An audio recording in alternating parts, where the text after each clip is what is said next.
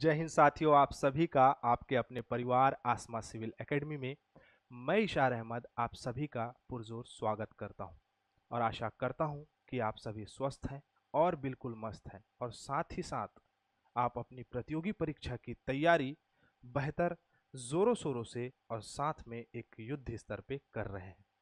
साथियों, आप सभी को ये पता चल ही गया होगा कि आखिर क्या है आसमा सिविल एकेडमी का मुख्य उद्देश्य। अगर आप नहीं देखे हैं उस वीडियो को तो अपडेट वाले वीडियो में जाकर देख सकते हैं, लेकिन मैं आसान भाषा में आप लोगों को समझाऊं तो छात्र हित में समर्पित होके पूर्ण रूप से आपको हमारे टेलीग्राम चैनल में, इंस्टाग्राम आईडी में और साथ ही साथ हमारे ऑफिशियल यूट्यूब चैनल में free of cost competitive exams के कंटेंट प्रोवाइड कराए जा रहे हैं ताकि आप अपनी प्रतियोगी परीक्षा की तैयारी बेहतर तरीके से कर सकें और बेहतर से और बेहतर कर सकें। तो साथियों, इसी प्रकार हमारे साथ अपनी निरंतरता बनाए रखें और इस नई सुबह के साथ मैं आप लोगों से निवेदन करना चाहूँगा कि इस वीडियो को ज़्यादा से ज़्यादा शेयर करें ताकि जो व्यक्ति, जो बच्चा, जो छात्र प्रतियोगी परीक्षा की तैयारी कर रहा है उस तक ये वीडियो पहुंच जाए और वो अपनी तैयारी को एक नया डायमेंशन, एक नया आयाम दे सके, जिससे वो बदलते हुए चीज़ों का या बदलते हुए पैटर्न्स का, बदलते हुए सारे कंटेंट्स का बेहतर तरीके से फ़ायदा उठा सके और अपनी सरकारी नौकरी को सुनिश्चित कर सके। मैं बताना चाहूँगा कि मुख्य रूप से अगर बच्चा फंसता है तो वो काउंसलिंग में फंसता है।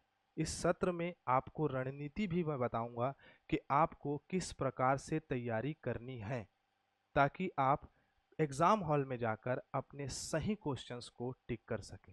आशा करता हूं मेरी बातें आप लोगों को समझ में आ रही होगी। तो ज़्यादा समय ना लेते हुए अपना सत्र प्रारंभ करते हैं, लेकिन सत्र प्रारंभ करने से पहले सत्र को समझना भी ज़रूरी है, क्योंकि अगर हमारा समझ बेहतर होगा तो हम बेहतर तरीके से पढ़ पाएंगे। तो आइए इस सत्र को समझें कुछ इस प्रकार से कि आखिरकार ये प्रोग्राम है क्या, ये सत्र, ये प्रोग्राम किस प्रकार से होने वाला है। इस पे जो है हम क्या करेंगे, अपना विचार करेंगे। ठीक है, कि हमको किस प्रकार की चीज़ें मिलने वाली है। अगर मैं इस सत्र की बात करूं, जब मैंने सत्र शब्द का यूज़ किया, या मैं इस प्रोग्राम की बात करूं, तो ये प्रोग्राम नए तरीके से होने वाला है। मतलब कि आपको डायनेमिक पोर्शन, मतलब आपको सारा विश्लेषण बताया जाएगा किस चीज़ का। तो हम आपको पता होगा कि ये कौन सा सेशन है, तो करंट अफेयर का सेशन है। लेकिन इस करंट अफेयर के सेशन में जो डायनेमिक पोर्शन है, मान के चलिए आरबीआई से कोई अपडेट आई, उस अपडेट के सारे आयाम को हमने बेहतर तरीके से पढ़ लिया, लेकिन हमें इस आरबीआई के जीएस पोर्शन को, इस आरबीआई के जीके पोर्शन को बेहतर तरीके से पढ़ना, याद करना, जो कि एग्जाम के लिए महत्वपूर्ण है, वो भी तो जरूरी है।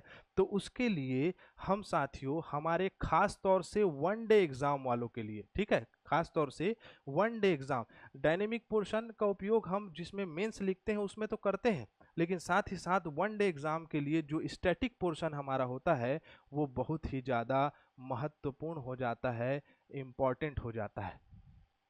कैसे, दिमाग में ये चल रहा होगा ना कि कैसे। तो मैं आप लोगों को बताना चाहूंगा कि मैंने बात की आरबीआई की। किसकी बात की? आरबीआई। आरबीआई क्या है? Reserve bank of India. ठीक है, भारत सरकार का एक केंद्रीय बैंक है, ठीक है, राष्ट्रीय बैंक है।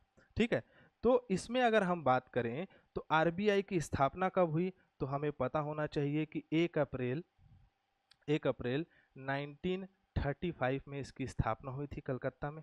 ठीक है, और हमें यह भी पता होना चाहिए कि इसका राष्ट्रीयकरण कब हुआ, तो 1 जनवरी 1949 में, 1949 में इसका राष्ट्रीयकरण हुआ था। तो मैं सिर्फ आसान भाषा में ये समझाना चाहूँगा कि हम करंट अफेयर के साथ क्या पढ़ेंगे, तो करंट अफेयर के साथ हमारा अप्रोच जीके प्लस जीएस को याद करने का होगा। क्लियर है? आशा करता हूँ मेरी बातें आप लोग को समझ में आ गई होगी।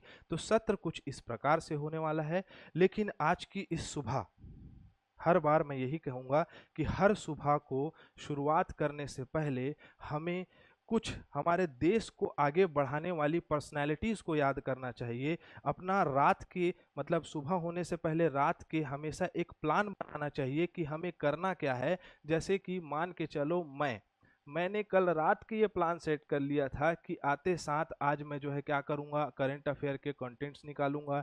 फिर उसके बाद मैंने क्या किया कि कंटेंट्स तो निकालूंगा, फिर उसका डायनेमिक पोर्शन, फिर उसका स्टैटिक पोर्शन निकालूंगा। तो मैं ये सेट कर लिया था कि मैं 10 बजे ये कर लूँगा। फिर उसके बाद मैं ये सोचा कि 12 बजे से ये स्टार्ट कर लूँगा। तो ये प्लान मैंने बना लिया था, ठीक है। लेकिन आते आते आपको मान के चलो इसको आपने 100% बनाया, लेकिन आपका 80% ही कंप्लीट हो पाया, समझ रहे हो। तो उसको नेक्स्ट डे के लिए बनाओ।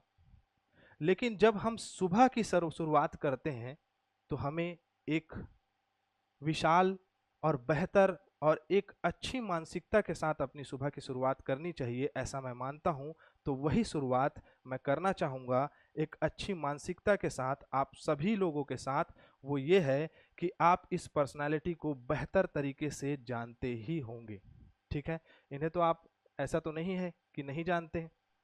भारत के मिसाइल मैन कहे जाने वाले शख्स आदरणीय सम्माननीय एपीजे अब्दुल कलाम साहब, ठीक है। इनका कहना है कि अगर तुम सूरज की तरह चमकना चाहते हो तो पहले सूरज की तरह जलो। तभी सफलता मिलेगी जब आप दृढ़ संकल्पित होके, बिल्कुल डेडिकेटेड होके अपने एग्जाम के प्रति रुझान रखेंगे, अपने एग्जाम के प्रति बेहतर तरीके से समर्पण दिखाएंगे, तभी जो है आप सफल हो पाएंगे। तो साथियों, इसी उद्देश्य के साथ, इस सुबह के साथ जो है हम अपना सत्र प्रारंभ करते हैं। आइए स्क्रीन में हमारे सामने हमारा पहला प्रश्न कुछ इस प्रकार है। पहला प्रश्न है हमारे सामने, वो है 18वीं लोकसभा से। किससे है? ओहो हो, ओहो हो, तो आप लोग को आंसर पता चल गया होगा, ठीक है। कोई बात नहीं, तो लगा दिया होगा आप लोगों ने आंसर कि 18वीं लोकसभा का प्रोटेम स्पीकर किसे नियुक्त किया गया है। बताइए, बता दिए आप लोगों ने सभी।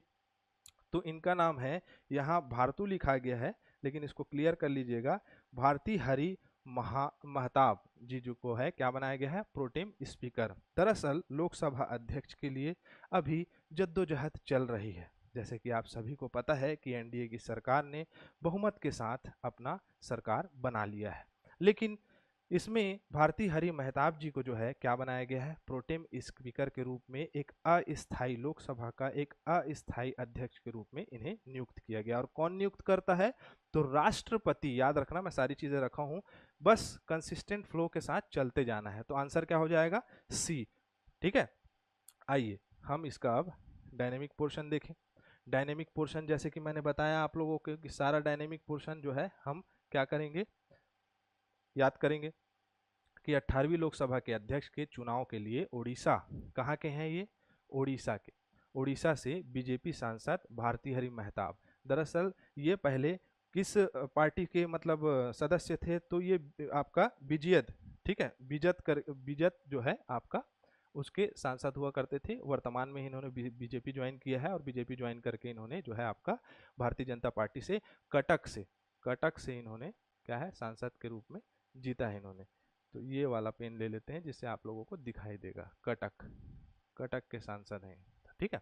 खैर, तो भारती हरि महताब प्रोटेम स्पीकर बनाया गया है। कौन, राष्ट्रपति द्रौपदी मुर्मू द्वारा इनको क्या किया गया है, नियुक्त किया गया है। तो ये याद रखना है अपने। आइए प्रोटेम स्पीकर के बारे में चर्चा कर लें। तो प्रोटेम स्पीकर की जानकारी आपको दिखाई दे रही होगी, क्लियर। तो क्या है, सदन का अस्थायी अध्यक्ष होता है, ठीक है। और इसको कब नियुक्त किया जाता है, जब नियमित स्पीकर का चुनाव नहीं हुआ रहता है। तो जैसे कि मैंने बताया कि अभी जद्दोजहद चल रही है, किस चीज़ पे जद्दोजहद चल रही है, तो लोकसभा अध्यक्ष के पद के लिए, ठीक है। भारतीय संविधान के अनुच्छेद 95(1) के तहत राष्ट्रपति के द्वारा इसको क्या किया जाता है, नियुक्त किया जाता है। बाइलिंगुअल है, अपॉइंट कौन करता है, तो आपका प्रेसिडेंट, क्लियर है। तो बाइलिंगुअल कंटेंट है, आप लोगों को किसी भी प्रकार की समस्या नहीं होगी, क्लियर। अगले प्रश्न की ओर चलें। तो आइए अगले प्रश्न की ओर रुख करते हैं, क्लियर। चलो, अगला प्रश्न हमारे स्क्रीन में ये रहा, बहुत ही शानदार क्वेश्चन है जो कि हमें पता होना चाहिए, ठीक है। यूनेस्को की सूची में इनमें से कौन सा भारत का पहला साहित्यिक शहर बना है या साहित्य शहर के रूप में जाना जाता है। तो साहित्यिक शहर किसे मनाया गया है, तो मैं आप लोगों को बताना चाहूंगा कि केरल के कोझिकोड को भारत का साहित्य शहर के नाम से जाना जाएगा। ठीक है, केरल के किसको, तो कोझिकोड को यूनेस्को की सूची में ये शामिल कर लिया गया है। क्लियर है। आइए तो हम चलते हैं आगे इसके स्टैटिक पोर्शन की ओर। वो इस प्रकार है कि 23 जून 2024 को कोझिकोड ने भारत में पहला यूनेस्को सिटी ऑफ आपका किसका, तो लिटरेचर का जो है बनकर इतिहास में अपना नाम बना लिया है। क्लियर है साथियों। तो याद रखना कौन सा, सिटी ऑफ लिटरेचर। अगर हम बात करें, यहाँ एक छोटा सा नक्शा मैप बना के अपने को समझ में आ जाएगा कि हम किस प्रकार से, कहाँ है महोदय, इधर आ जाइए, एक छोटा सा मैप बना लेते हैं जिससे कि हम केरल के बारे में बेहतर तरीके से जानेंगे, उसके स्टैटिक पोर्शन को जानेंगे। ये तो पता चल गया कि केरल का कोझिकोड, जिसको हम याद रखना, इसमें एक और स्टैटिक पोर्शन है कि इसको कालीकट के नाम से भी जाना जाता है। पेन बदल लो, ठीक है, किसके नाम से जाना जाता है, कालीकट। कालीकट इसका पुराना नाम है। तो अगर हम बात करें, हम भारत का एक मैप ड्रॉ कर लेते हैं छोटा सा। इस मैप में कुछ इस प्रकार से आपको समझ में आ जाएगी चीज़ें। इस प्रकार से हमारा भारत कुछ कुछ दिखाई देता है, जिसमें आपको भारत के दक्षिण पश्चिमी क्षेत्र में केरल दिखाई देगा। इस केरल के यहाँ पर आपको मिलेगा क्या, कोझिकोड का क्षेत्र, जिसको हम किसके नाम से जानते हैं, कालीकट के नाम से जानते हैं। ये केरल में स्थित काफ़ी आपका बोलना चाहिए कि वेल रेसिडेंशियल सिटीज़ में से एक आता है। ठीक है, तो आपका रहने के लिए यहाँ पर काफ़ी लोग इच्छुक होते हैं। आपको यहाँ पर मिलेगा क्या, इस क्षेत्र को, मतलब यहाँ पर आपको मिलेगा एक लेगून झील, जिसको हम लोग क्या जानते हैं, वेम्बनाड या वायनाड झील के नाम से जानते हैं। ठीक है, किसके नाम से जानते हैं, तो वायनाड झील के नाम से भी जाना जाता है इसे, वायनाड जगह भी है। ये कायनाड मत बोल देना भाई, वायनाड लिखा है, ऐसे जल्दी जल्दी कर्सिव में लिखा गया है। क्लियर है। इस तट को क्या कहते हैं, तो इस तट को मालाबार तट कहते हैं। यहीं से आया था ना वास्को डी गामा अंदर, समझ रहे हो। मसालों का शहर भी कहा जाता है इसको, क्या कहा जाता है, तो मसालों का शहर भी कहा जाता है। शहर यहाँ लिख लो भाई, वो नाराज है। ठीक है, नया नया है ना। ठीक है, मसालों का शहर, मसालों का शहर भी कहा जाता है इसे। तो केरल से हम इतनी बातें याद रख सकते हैं। क्लियर है। चलो, तो आपका क्या हो गया, ये हमारा पोर्शन क्लियर हुआ। ठीक है, आपको इसका पीडीएफ हमारे टेलीग्राम चैनल में मिल जाएगा। तो हम हमारे टेलीग्राम चैनल को आप ज्वाइन कर सकते हैं। आसमा सिविल एकेडमी आप टाइप करेंगे टेलीग्राम में तो आपको टेलीग्राम मिल जाएगा, और इस वीडियो के डिस्क्रिप्शन में भी आपको टेलीग्राम का लिंक मिल जाएगा। क्लियर है। चलिए आगे बढ़ते हैं। तो यहाँ देखिए कि भारत का जो ग्वालियर शहर है उसको भी क्या है, आपका यूनेस्को ने क्या कहा था आपका, कि ये संगीत का, कहाँ लिखा है, सिटी ऑफ म्यूजिक, कहीं ना कहीं लिखाया होगा। ठीक है, तो सिटी ऑफ म्यूजिक किसे कहा जाता है, तो ग्वालियर को कहा जाता है, ये लिखाया है। ठीक है, यहाँ से थोड़ा सा नज़र कमज़ोर होती है।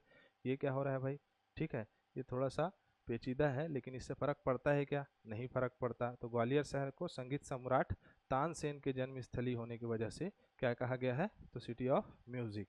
क्लियर है। तो ये दोनों याद होना चाहिए हमको। ठीक है, और आपका भोपाल को क्या कहा जाता है, तो सिटी ऑफ लेक है ना, वहाँ बहुत बड़ा, काफ़ी बड़ा तालाब है। क्लियर। तो ऐसे चीज़ों को हमें याद करते जाना है। मैं जितनी भी सारी चीज़ें बताऊंगा वो स्टैटिक पोर्शन के रूप में कहीं ना कहीं आपके एग्जाम में देखने को मिलेगा। क्लियर है साथियों। तो इस प्रकार से हम इसे समझ सकते हैं। क्लियर। चलो आगे बढ़ते हैं। अगला प्रश्न आपके स्क्रीन पे ये रहा। क्या है भाई प्रश्न, अभी तक आप लोग को पढ़ लिए होंगे। विश्व वर्षा वन दिवस कब मनाया जाता है, तो कब मनाया जाता है विश्व वर्षा वन दिवस, तो आपके स्क्रीन में दिखाई दे रहा है कब मनाया जाता है। तो विश्व वर्षा वन दिवस मनाया जाता है आपका 22 जून को। क्लियर। अब दिवस से संबंधित प्रश्न पूछे जाते हैं। ठीक है, वैसे मैं इसका जो है आपको डायनेमिक पोर्शन काफ़ी सारा बताऊंगा, लेकिन आपको इसके बारे में जानना ज़रूरी है कि जैसे विश्व वर्षा वन दिवस 2024 का थीम क्या है, तो empowering the world in defence of our rain forest, rain forest को बचाना। ठीक है, मतलब कि क्या है, रेनफॉल की वजह से काफ़ी ज़्यादा जो है मृदा आपका क्षरण होता है, जिससे कि पेड़ पौधे इन सभी का क्या हो रहा है, जो है क्षरण हो रहा है, ये सभी जो है घटते जा रहे हैं, तो वो सब चीज़ को क्या करना, वो सब चीज़ों को बचाना। ठीक है, वो सब चीज़ें क्या, तो इन सभी चीज़ का क्या करना, संरक्षण करना, संवर्धन करना। ठीक है, व्यक्तियों को, समुदाय को, संगठनों को, सरकार की काफ़ी सारी जो है आपका संस्थाएं हैं, उन सभी को अवगत कराना कि हमें जो है रेन फॉरेस्ट की जितने भी आपके मतलब पेड़ है, वृक्ष है, इन सभी चीज़ों को क्या करना है, बचाना है। क्लियर है साथियों? चलिए आइए, तो आप देख सकते हैं वर्षा वन का महत्व मैंने डाल दिया है। जो CGPSC मेंस वाले बच्चे होंगे, ठीक है, वो इसमें इस प्रकार से लेख लिख सकते हैं अपने एग्ज़ाम में। ठीक है, वैसे एग्ज़ाम तो चालू हो गया है। ठीक है, तो अपने को ये भी कंसिस्टेंसी बनाए रखनी है। तो आप लोग को ये डायनेमिक पोर्शन मिलता रहेगा, जिसको आप बेहतर तरीके से अपने PDF के माध्यम से पढ़ते रहेंगे। क्लियर है? चलो आगे बढ़ते हैं, आगे बढ़ते हैं, बढ़ते हैं आगे। ये जून में जितने भी दिवस हैं, जैसे देख सकते हैं क्या क्या दिवस है भाई, जितने भी दिवस हैं मैंने सब रख दिया है इसमें, PDF के माध्यम से आपको मिल जाएगा। जैसे 1 जून को विश्व दुग्ध दिवस मनाया जाता है, वर्ल्ड मिल्क डे मनाया जाता है। 1 जून को माता पिता का वैश्विक दिवस मनाया जाता है, ग्लोबल डे ऑफ पेरेंट्स मनाया जाता है। तो ये सभी दिवस जो है आपको जून के मैंने रख दिए हैं। ये स्टैटिक पोर्शन है, इसको एक नज़र ज़रूर देख लिया करिए, ताकि जो है एग्ज़ाम आते साथ आपको सारी चीज़ें एक बार विजुअलाइज हो जाए, एक बार याद हो जाए कि इशार सर ने हमको ये कंटेंट दिया था और हम पढ़ लिए थे तो हमसे बन गया, और नहीं पढ़े तो नहीं बन रहा है। समझ रहे हो? चलो आइए आगे बढ़ते हैं। ठीक, अगला प्रश्न आपके स्क्रीन में ये रहा। अभी क्या चल रही थी, तो लोकसभा अध्यक्ष की चर्चा चल रही थी। अब बात किसकी आ गई, तो अब बात आ गई है भैया विधानसभा अध्यक्ष की बात आ गई है। ठीक है, वैसे प्रोटेम स्पीकर की चर्चा हुई थी, लेकिन लोकसभा अध्यक्ष में अभी चल रहा है भाई। उन लोग कभी भी अपनी सरकार मतलब अपने हिसाब से जो है लोकसभा अध्यक्ष बनाएंगे। ठीक है, वो तो उनका मतलब कहा जा सकता है कि उनका हक है वो। ठीक है, क्यों हक है, चुनाव में इतना मेहनत किए हैं, चुनाव जीते हैं। चुनाव जो है कोई विपक्ष अच्छा बोलता है, कोई कुछ बोलता है, इसमें अपने को पढ़ना नहीं भाई, एकदम अनबायस्ड आदमी है।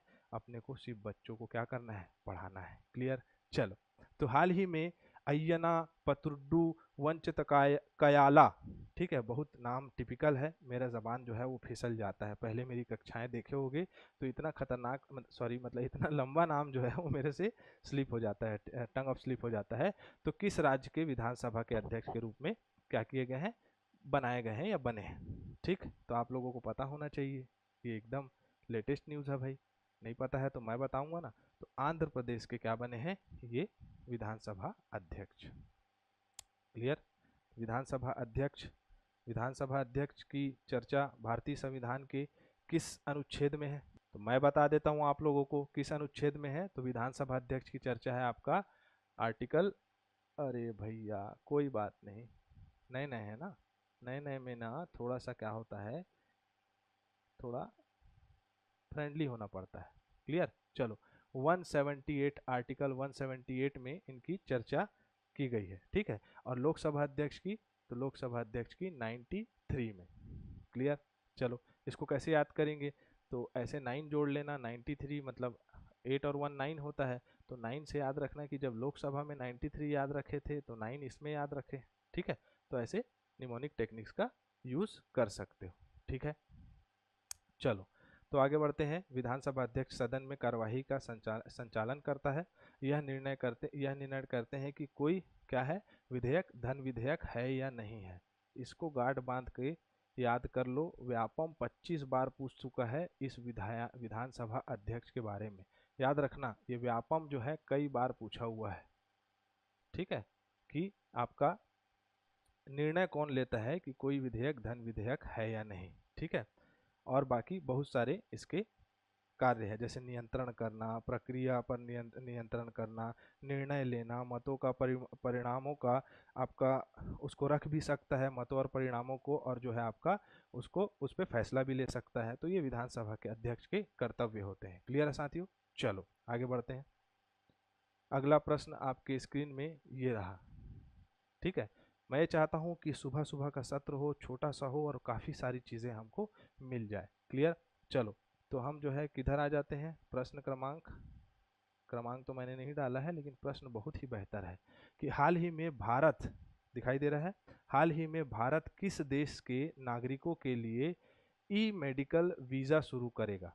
ई मेडिकल वीज़ा किस देश के साथ शुरू करेगा?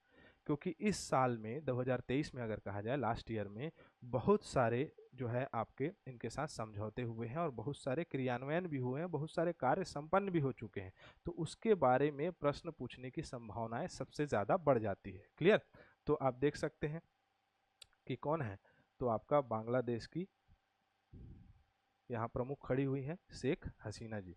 शेख हसीना जी के साथ समझौता हुआ है, मतलब बांग्लादेश के साथ क्या हुआ है, ई मेडिकल वीज़ा शुरू करा है। मतलब बांग्लादेश के लोग अब जो है भारत में आके क्या कर सकते हैं, भारत में आके अपना इलाज करवा सकते हैं। रुपया को बढ़ावा देते हुए जो है आपका रुपया जो है उसको बढ़ावा देते हुए प्रधानमंत्री नरेंद्र मोदी जी ने जो है आपका इसको प्रारंभ किया है। क्लियर है? पिछले साल काफ़ी सारे समझौते हुए थे, जैसे कि मैं अभी आप लोग को बताऊंगा। तो ये वाला जो पोर्शन है इसको आप प्रॉपर पढ़ें जब आपको पीडीएफ मिल जाए। लेकिन हमको ये पता होना चाहिए कि ई मेडिकल सुविधा का समझौता किस देश के साथ हुआ है, तो बांग्लादेश के साथ ये समझौता हुआ है। क्लियर? चलिए आगे बढ़ते हैं। अब ये कौन कौन से समझौते हैं, कौन कौन से जो है आपके परियोजनाएं हैं जो भारत और बांग्लादेश के बीच में चल रहे हैं। तो आपकी स्क्रीन में यहाँ दिखाई दे रहा है कि अखौरा अगलतरा क्रॉस बॉर्डर रेल संपर्क, ये यहाँ पर रहा अगरतला, कहाँ है, तो त्रिपुरा में है। क्लियर? त्रिपुरा। भारत का नक्शा फिर से बना के बताता हूँ आप लोगों को, ये छोटा सा बनाऊंगा, ज़्यादा बड़ा नहीं। ठीक है? तो समझ जाना। वैसे आप लोग काफ़ी समझदार हैं, समझ जाएंगे मेरे हिसाब से। ठीक है? और कुछ दिक्कत होगा तो कमेंट बॉक्स में ज़रूर बताना कि सर ऐसा करिए वैसा करिए। ठीक है? कोई भी प्रकार से सजेशन है आप दे सकते हैं, क्योंकि आपके लिए ही ये कार्य किए जा रहे हैं। तो जैसा कि आपको पता है ये त्रिपुरा है और ये मिजोरम है, तो त्रिपुरा का ये वाला पोर्शन आपको दिखाई दे रहा है। ये इस प्रकार से ये त्रिपुरा है, सॉरी मिजोरम है, और ये वाला त्रिपुरा का भाग है। ठीक है? ये मिजोरम और ये त्रिपुरा, और ये पूरा बांग्लादेश का पार्ट है। यहाँ से गंगा नदी गुजरती है। ठीक है? तो इस गंगा नदी के तट पर अगरतला और अखौरा के पास क्या बन रहा है, आपका रेल सुविधा। ठीक है? दिख रहा है, रेल संपर्क सुविधा बन रही है। अब इस रेल संपर्क सुविधा में क्या क्या चीज़ महत्वपूर्ण हो जाता है जो हमारे एग्जाम के लिए महत्वपूर्ण है। 392.52 करोड़ रुपए भारत के द्वारा दिया गया है। ठीक है? जिसमें आपका बांग्लादेश में 6.87 किलोमीटर लंबी दोहरी गेज रेल लाइन बनाई जा रही है और त्रिपुरा में 5.46। ठीक है? टोटल कितना लंबाई है इसका, तो 12.12 किलोमीटर, सॉरी। क्लियर? उसके बाद है खुलना मोंगला बंदरगाह रेल लाइन। ठीक है? इसमें भी जो है काफ़ी लागत लगी। इसमें 388.92 मिलियन अमेरिकी डॉलर खर्चा किया गया है। क्लियर है? ये भी जो है आपका कहाँ है, तो बांग्लादेश और भारत के बीच में इसका परियोजना बनाया जा रहा है। क्लियर? ठीक है साथियों, आगे बढ़ें। अगला आपको देखने को मिलेगा कि पावर प्लांट बनाया गया है। Power plant. ठीक? अब ये पावर प्लांट क्या है, तो देखो, आओ समझते हैं इसको। यहाँ पर दिखाई दे रहा है कि मैत्री सुपर थर्मल पावर प्रोजेक्ट, ठीक है, 1.6 बिलियन अमेरिकी डॉलर से बनाया जा रहा है। खुलना डिवीजन रामपाल में 1320 मेगावाट, मतलब दो बनाया जा रहा पावर प्लांट, दो पावर प्लांट बनाया जा रहा है। 660 मेगावाट थर्मल मतलब आपका क्षमता का थर्मल पावर प्लांट। क्लियर है? बांग्लादेश भारत में फ्रेंडशिप पावर कंपनी बना रही है, जिसमें भारत की एनटीपीसी और आपका बीपीडीपी जो कि बांग्लादेश की कंपनी है, वो दोनों का इन दोनों में सहयोग है। इस प्रोग्राम में सहयोग है, दोनों में नहीं भाई, इन प्रोग्राम में इन दोनों का क्या है, तो सहयोग है। इन दोनों के कोलैबोरेशन से बन रहा है। क्लियर है? समझ में आया? ठीक है, चलो आगे बढ़ते हैं। आइए, अगला प्रश्न आपके स्क्रीन पे ये रहा, और इसे जानना भी बहुत जरूरी है। ये भी जो है जून माह का बहुत ही महत्वपूर्ण है। हाल ही में भारत और किस देश ने समुद्री बचाव समन्वय केंद्र शुरू किया है? जैसे कि साथियों, भारत का जो तटीय क्षेत्र है, ठीक है, भारत का जो तटीय क्षेत्र है, उस क्षेत्र में कभी जहाज़ों का पलटना यानी जहाज़ों की दुर्घटनाएं, कभी ऑयल ख़त्म हो जाना, तो इन सब चीज़ों के लिए क्या है, स्टेशंस बनाए जाते हैं, जिसको एक दूसरे के सहयोग से क्या किया जाता है, सपोर्ट किया जाता है। तो ये सब समझौता हुआ है भारत और किसके साथ, तो श्रीलंका के साथ। किसके साथ? भारत और श्रीलंका के साथ ये समझौता हुआ है 20 जून को। ये है हमारे विदेश मंत्री जयशंकर जयशंकर जी मतलब एस जयशंकर जी, और श्रीलंका के राष्ट्रपति रानिल विक्रम सिंघे जी जो है, इन दोनों मिले हैं और मिल के जो है ये समझौता किया है कि किसी भी प्रकार से कोई भी परेशानी में एक दूसरे को क्या करना है, सहयोग देना है, एक दूसरे को क्या करना है, सपोर्ट करना है। ठीक है, आप तो जानते होंगे श्रीलंका कहाँ है। ठीक, चलो अगला प्रश्न बहुत ही इंपॉर्टेंट हो जाता है, नेल्सन मंडेला अवार्ड, है ना। Nelson Mandela life time achievement award किसे दिया गया है भारत में पहली बार, पहले भारतीय बने हैं, तो याद रखना ये कौन है, विनोद गणात्रा जी। कौन है, तो विनोद गणात्रा जी को जो है Nelson Mandela life time achievement programme दिया मतलब अवार्ड दिया गया है। दरअसल ये अवार्ड फिल्म से संबंधित दिया जाता है। ठीक है, तो ये जो आपका विनोद गणात्रा जी है, ये चाइल्ड डॉक्यूमेंट्री मूवीज बनाते हैं, उसके लिए इन्हें प्रदान किया गया है। क्लियर, तो परीक्षा में पूछे जाने वाले ये आपका सवाल बन सकते हैं। क्लियर, ठीक है, Nelson Mandela life time achievement award से सम्मानित किया गया है। क्लियर, पहले भारतीय बने हैं जैसे कि मैंने बताया, और ये क्या करते हैं, तो ये बनाते हैं चाइल्ड डॉक्यूमेंट्री फिल्म्स। क्लियर, चलें आगे बढ़ें, आगे बढ़ते हैं। What is the Nelson Mandela award. ठीक है, ये पुरस्कार का उद्देश्य उन लोगों को उपलब्धि पहचानना जिन्होंने संयुक्त राष्ट्र के उद्देश्यों और सिद्धांतों द्वारा निर्देशित मानवता के सेवा के लिए अपना योगदान दिया है, उनको ये पुरस्कार दिया जाता है। क्लियर है, चलो अगला प्रश्न हमारे स्क्रीन में ये रहा कि which company has launched artificial intelligence AI tool Gemini in India. ये आर्टिफिशियल इंटेलिजेंस बनाया भाई, मतलब कौन बनाया, कौन सी कंपनी बनाया, ये पूछ रहा है। पहले इंग्लिश हो गया फिर हिंदी हो गया, किसी फर्क नहीं पड़ता है। किस कंपनी ने भारत के साथ artificial intelligence tool Gemini launch किया है, और हिंदी में जानोगे तो कृत्रिम बौद्धिक क्षमता वाले मोबाइल ऐप का उपयोग किया है। ठीक है, मोबाइल ऐप को क्या बोलते हैं इंग्लिश में बताना तो। ठीक, चलो कोई नहीं बता पाएगा, और जो बता दिया वो महाज्ञानी। क्लियर, चलो आइए, तो कौन बनाया है, तो गूगल बनाया है। डाटा ट्रांसफर से लेकर सारी गतिविधियों के लिए जो किसी भी प्रकार से समस्या ना हो, भारत की बहुत सारी भाषाओं को इसमें उपयोग में लाया गया है, जिससे कि क्या करा जाएगा, तो अपने आसपास के टेक्नोलॉजिकल इन्वायरमेंट को इन्हांस किया जाएगा, बेहतर बनाया जाएगा। आर्टिफिशियल इंटेलिजेंस को उपयोग करने के लिए लोगों को प्रेरित किया जाएगा। जैसे कि कितनी भाषाओं को इसमें रखा गया है, तो देख सकते हो भारत की बहुत सारी बंगाली, गुजराती, कन्नड़, मलयालम, मराठी, तमिल, तेलुगु, उर्दू समेत 9 भारतीय भाषाओं को सम्मिलित किया गया है। ठीक है, क्या काम है इसका, जैसे मैंने बताया, विश्लेषण क्षमताएं, फाइल अपलोड करना और बहुत सारी चीज़ें, मतलब सारे चीज़ को टेक्नोलॉजी के माध्यम से लोगों तक पहुंचाना। क्लियर, चलें आगे बढ़े, चलो अगला प्रश्न आपके स्क्रीन पे ये रहा, India's rank in global peace index. ठीक है, वैश्विक शांति सूचकांक में भारत का स्थान क्या है, जून में आया है ये। ठीक है, तो आप देख सकते हैं यहाँ पर दिखाई दे रहा है कि आइसलैंड जो है वो पहले नंबर में है, आयरलैंड दूसरे नंबर में है, तीसरे नंबर में ऑस्ट्रिया है, तीसरे नंबर में आपका फोर्थ नंबर में कौन है, तो न्यूजीलैंड है, सिंगापुर फिफ्थ पोजीशन में है। तो ऐसे करके रैंकिंग बना है, और भारत जो है कौन से नंबर में है, तो 116 नंबर के रैंक में भारत है। ठीक है, काफ़ी पीछे है, लेकिन इससे फ़र्क पड़ता है क्या, टोटल 163 देश जो है इसमें पार्टिसिपेट करे हैं। ठीक है, अब इसको निकालता कौन है, तो इसको निकालता है institute for economics and peace जो है आपका, इसको क्या करता है, जारी करता है, IEP। क्लियर, ये क्या देखता है, तो विश्व में शांति, सुरक्षा, इन सभी को मद्देनजर रखते हुए ये जो है आपका, ये आपका सूचकांक को प्रस्तुत करता है। ठीक है, वैश्विक स्तर पे। क्लियर, चले आगे बढ़े, तो 116 नंबर है।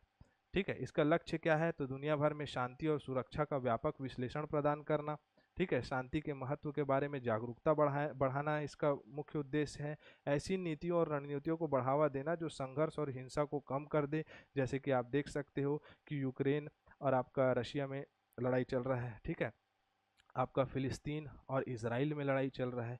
तो ये सब सारी चीज़ों में ऐसी रणनीति लाएं, ऐसी चीज़ों को लेकर आएँ जिससे कि आपका इसमें शांति हो, इसमें किसी प्रकार से किसी को क्षति ना पहुँचे, नुकसान ना पहुँचे, क्योंकि आखिरकार मानवता को ही सबसे पहला दर्जा देना चाहिए, इंसानियत ही तो धर्म है ना। क्लियर, चलो आगे बढ़ते हैं। तो इस प्रकार से हमारा आज का सत्र कंप्लीट होता है। क्लियर? इस वीडियो को ज़्यादा से ज़्यादा शेयर करें और साथियों कंसिस्टेंसी अपनी बनाए रखें ताकि किसी भी प्रकार से आपकी पढ़ाई रुके ना। इसी के साथ मैं इजाज़त चाहूँगा। जय हिंद, जय भारत।